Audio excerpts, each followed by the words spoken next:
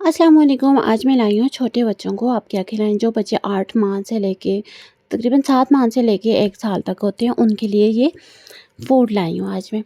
तो सबसे पहले मेरी भी जो छोटी मरवा है वो तकरीबन 8 माह की होगी, उसको मैं क्या-क्या देती हूँ डेली फूड में, वो मैं आपसे शेयर करूँगी, ठीक है। सबसे पहले मैंने पोटैटो जो है वो बॉयल कर दिए थे, कट करके वो ब्लेंडर में डाले। फिर उसको जो रेगुलर मिल्क देती हूँ ना, उसमें डाल के तो थोड़ा-सा साल्ट दे दिया था टेस्ट के लिए, ठीक है।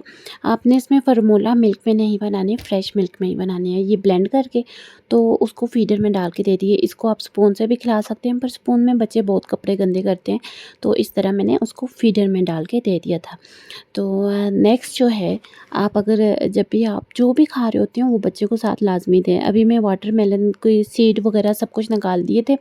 थोड़ी-सी इसमें मेहनत लगती है, सीड वगैरह सब कुछ निकाल दें।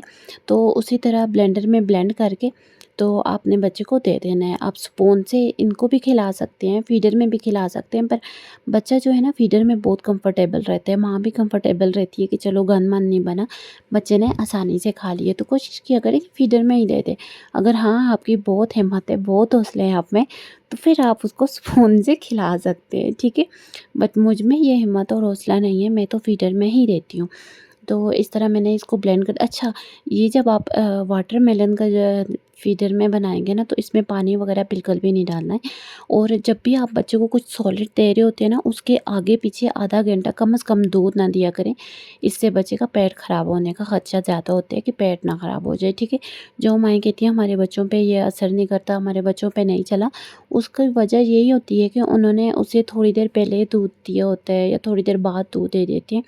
तो फिर कहते हैं कि हमारे बच्चों पे नहीं चला। ऐसा नहीं होता, बच्चों पे चलती है हर चीज़, बट आपने थोड़ा-सा ध्यान रखना पड़ता है कि बच्चे को किस टाइम देना है, कैसे देना है और कहाँ के किस वक़्त देना है। ये बात ज़रूर याद रखें, रात को सोते हुए बच्चों को ऐसी चीज़ ना दें कि जिससे उसका पेट में दर्द वग़ैरह हो सकता है, ठीक है। तो ये टाइमिंग का भी बहुत ज़रूरी है कि आपने किस टाइम देना है। ये देखें कितने हैपीली पी रही है। आप बच्चे को जो देंगे, बच्चा खुशी से वो टेस्ट डेवलप करता है। इसके बाद मैं बना रही थी मरवा के लिए एक प्रोटीन मील। तो बहुत लोग कहेंगे कि अभी तो छोटी है, पर नहीं, ये टाइम है उसके लिए, ठीक है, ये देना चाहिए।